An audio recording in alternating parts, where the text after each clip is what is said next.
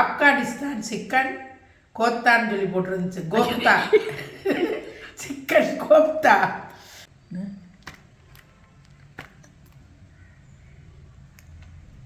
அஸ்ஸலாமு அலைக்கும். எல்லாம் நல்லா இருக்கிறீங்களாமா? எல்லாருடைய மந்தவன் நல்லபடியாக இருக்கீங்க. மலேசியா போய், துபாய் போய், சவுதி அரேபியா போய், இப்போ வந்து ஆப்கானிஸ்தான் வந்திருக்கோம். ஆப்கானிஸ்தான் சிக்கன் கோப்தாவா இதுக்கு பேர். இந்த கறியை வந்து கறியில் செய்ய போகிறோம். இதுக்கு பேர் வந்து ஆப்கானிஸ்தான் சிக்கன் கோப்தா. அது எப்படி செய்கிறோன்னு பாருங்கள் வாங்க. எலும்பு இல்லாமல் சிக்கன் பொடியாக நறுக்கி வச்சது. இது வந்து ஒரு 200 கிராம் கறி. இதுக்கு ஒரு 4 பச்சை மிளகா, 2 பெரிய வெங்காயத்தில் கொஞ்சம் மீடியம் சைஸில் உள்ள 2 பெரிய வெங்காயத்தை இந்த மாதிரி கட் பண்ணிச்சு. இது 3ஐயுமே மிக்சியில் இப்போ அரைச்சிடணும். இதை அரைச்சிட்டு வாங்க. இந்த மாதிரி அரைச்சிக்கோங்க. ரொம்ப நைஸாக அரைக்காமல் சுமாராக ஒரு இதாக அரைச்சிக்கோங்க. இதை அரைச்சிக்கிட்டு இப்போ இதில் உப்பு, இஞ்சி பேஸ்ட், மிளகாப்பொடி கொஞ்சம், இது வந்து கரம் மசாலா தூள், மிளகாப்பொடி, இஞ்சி பேஸ்ட்டு, மஞ்சத்தூள், கரம் மசாலா பொடி போட்டிருக்கு, கொஞ்சம் மல்லி இலை போட்டிருக்கு, கொஞ்சம் சீரகப்பொடி, கடலை மாவு. இப்போ வந்து இதை எல்லாத்தையும் நல்லா சேர்த்துக்கங்க.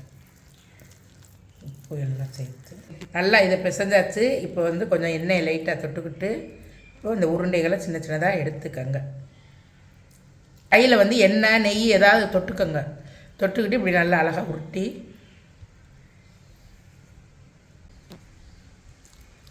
எண்ணெய் தொடாமல் இருந்தால் உருட்டை வராதுமா. அதனால் கொஞ்சம் எண்ணெய் வச்சுக்கோங்க. கையில் எண்ணெய் இப்படி வச்சுக்கிட்டாதே நல்லா நீட்டாக வரும். இப்போ அரைச்சிட்டு அந்த கறியை இந்த மாதிரி உருண்டை போட்டு வச்சுக்கோங்க. இப்போ வந்து இதை எண்ணெயில் பொரிச்சுக்கணும். எண்ணெய் நல்லா காஞ்சிடுச்சு. காஞ்சனா அடுப்பில் சிம்மில் வச்சுக்கோங்க. எண்ணெயை வச்சுக்கிட்டு இந்த உருண்டையை போட்டு நல்லா அழகாக பொரிச்சு எடுக்கணும். சும்மா கொஞ்சம் எண்ணெய் ஊற்றினா போதுங்க.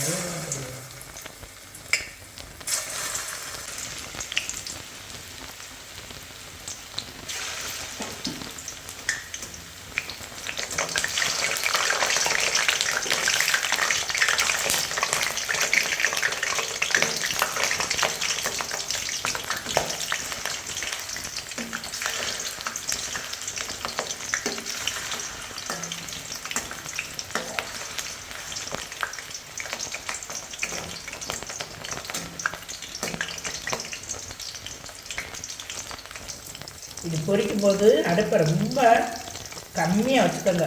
இதில் சிம்மில் வச்சுக்கிட்டே பொரிக்கணும். நிறைய டீ போட்டுட்டீங்கன்னா கருகிடும். அதனால் மெதுவாக வச்சு லோ ஃப்ளேமில் வச்சுக்கோங்க.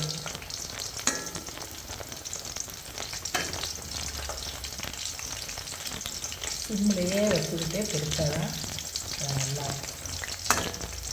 இப்போ நல்லா இது பொன்னிறமாக வெந்துருச்சு. இப்போ இதை எடுத்துருங்க. கறி பொரிச்ச எண்ணெயிலேயே கொஞ்சோண்டு எண்ணெய் வச்சுக்கிட்டு கொஞ்சோண்டு பட்டை, 2 ஏலக்காய் சின்னதாக, 2 கிராம்பு போட்டு முந்திரி பருப்பு, வெங்காயம், மல்லி இலை காம்பு, 2 பச்சை மிளகாய்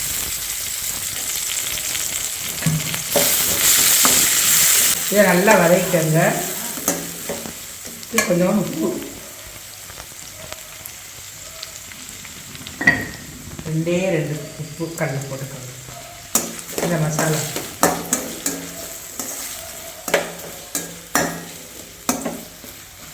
கொஞ்சம் சோம்பு போட்டு நல்லா வதக்கி தரணும்.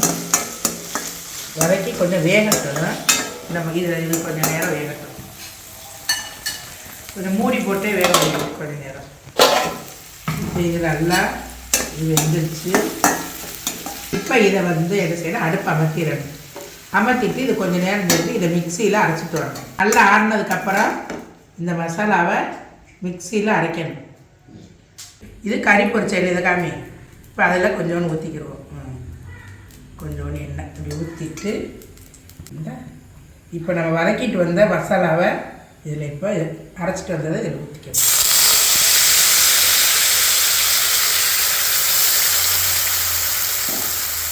கொஞ்சம் மிளகு பொடி, கொஞ்சோண்டு மிளகாப்பொடி, கொஞ்சோண்டு மஞ்சள் பொடி, சீரகப்பொடி கொஞ்சம் கூட, அவ்வளோதான். ஒரு புத்துனூண்டு கரம் மசாலா போட்டு நல்லா எல்லாத்தையும் கலக்கி விட்டுருங்க.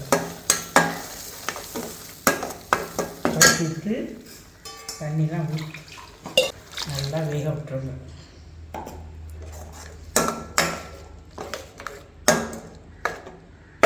இது நல்லா கொதிக்கட்டும். இது மசாலா நல்லா கொதிச்சிருச்சு. இப்போ இது நல்லா எண்ணெய் பிரிஞ்சு இந்த மசாலா வெந்துருச்சு. வெந்த உடனே இப்போ என்ன செய்கிறோம், நம்ம தயிர் கொஞ்சம் ஊற்றணும். இதுக்கு வந்து தக்காளியே இது இது வெஞ்சனத்துக்கு இந்த ரெசிபிக்கு வந்து தக்காளி கிடையாது, அதனால் தயிர் கொஞ்சம் ஊற்றணும்.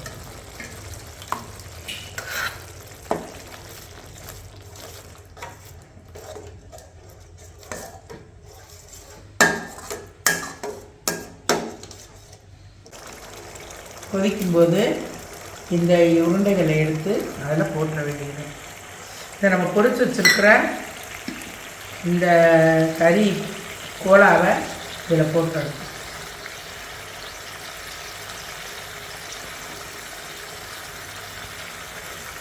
இது வந்து ஆப்கானிஸ்தான் சமையலாம் இதுக்கு பேர். அதே மாதிரி மலேசியா துபாயெலாம் போய் சவுதி போய் கடைசியில் ஆப்கானிஸ்தானுக்கு தேர்மான்னு கேட்டேன். என் மகளை இதான் சொல்லாத பேசாம ஆமாம் அப்படின்னு கூப்பிட்டான் இந்த செய்கிறதுக்கு. ஆமாம். இப்போ இதெல்லாம் இப்போ இந்த கறியோட இது அவ்வளோது இன்னும் எதுவுமே கிடையாது. இப்போ மாதிரி மூடி போட்டு கொஞ்சம் சிம்மில் வச்சுருங்க, எண்ணெய் பிரிஞ்சு வரட்டும். இப்போ நல்லா வெந்துருச்சு.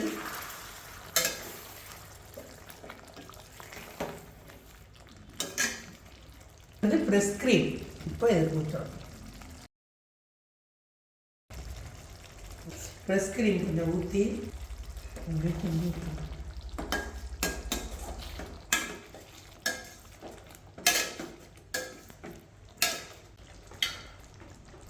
இப்போ கொஞ்சம் மல்லியை வைத்துங்க.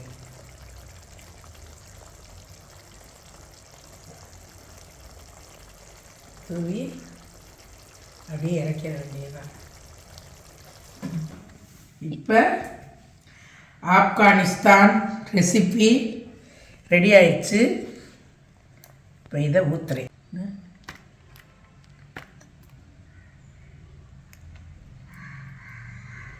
இது Afghanistan chicken kofta. Afghanistan chicken kofta ready.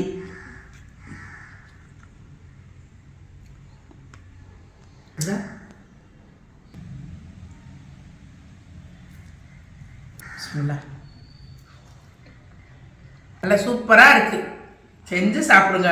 ஆனால் கொஞ்சம் நசன வேலையாக இருக்குது, ஆனால் நல்லா இருக்குது. கோழிக்கறியை பொரிப்போம், காணங்காச்சோ திறக்குவோம். இந்த மாதிரி மாடல்களாக செஞ்சு வேறு வேறு வெரைட்டியில் செஞ்சு சாப்பிட்டு பாருங்கள். இந்த கிரேவியை வந்து சப்பாத்தி, புரோட்டா, பட்டர் நான் இதுகளுக்கு வச்சு சாப்பிட்டீங்கன்னா செம்ம டேஸ்ட்டாக இருக்கும். சோறுக்கு சாப்பிட்றத விட இந்த மாதிரி நைட்டு டின்னருக்கு உள்ள சாப்பாட்டில் வந்து சாப்பிட்டா நல்லாயிருக்கும். தோசை கூட நல்லாயிருக்கும். செஞ்சு சாப்பிட்டு பாருங்கள். ஆப்கானிஸ்தான் சிக்கன் கோப்தான்னு சொல்லி போட்டுருந்துச்சு. கோப்தா சிக்கன் கோப்தா இதுவும் நல்லாவே இருக்குது. இந்த மாதிரி இதுகளை செஞ்சு சாப்பிட்டா இதுவும் டேஸ்ட்டாகவே இருக்குது. நீங்கள் இந்த மாதிரி வெரைட்டியாக செஞ்சு சாப்பிட்டு பார்த்து சொல்லுங்கள், நல்லா இருக்கு. சிக்கன் கோப்தாவை ஆப்கானிஸ்தான் சிக்கன் கோப்தா இதுக்கு பேர். நல்லாவே இருக்குது, சூப்பராக சாப்பிட்றதுக்கு ரொம்ப டேஸ்ட்டாக இருக்குது. பார்க்குறதுக்கு அந்த ரெசிபி அழகாக இருக்குது, நல்லாயிருக்கு. செஞ்சு பார்த்து எதை குறை இருந்தால் இதில் சொல்லுங்கள், என்ன ஏதுன்னு சொல்லுங்கள்.